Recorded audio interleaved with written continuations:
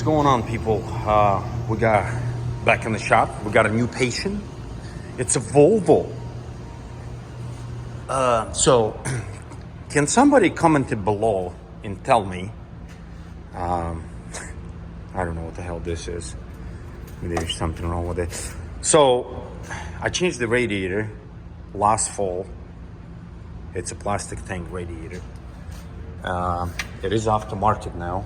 Again, we got a aftermarket from Norton, which seems like pretty decent company. I bought radiators from them and never had an issue. So Volvo sells them as I think it's $800 for this damn thing, and then if you want to get an OEM one, it's $2,000 or $2,400.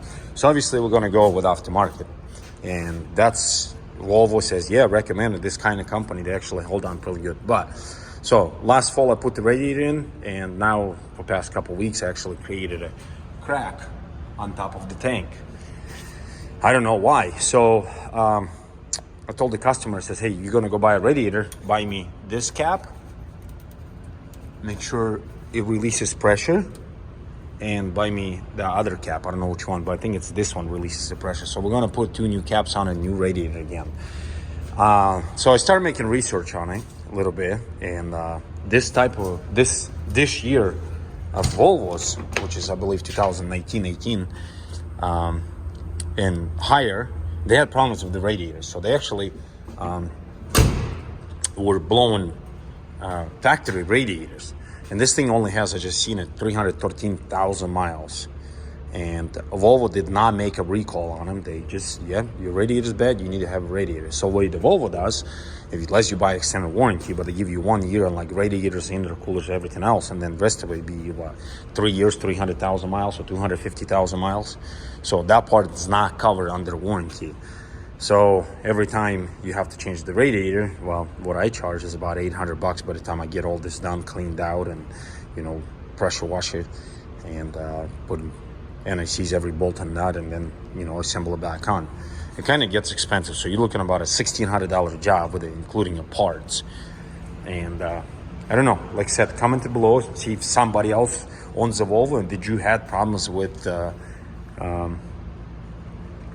this radiator issue. So they actually sound quite easy. You got to pull the condenser, which is just going to lay it on the top, then you pull the intercooler, which is you just take it off, and then you leave the shroud on there, and then you just pull the radiator out.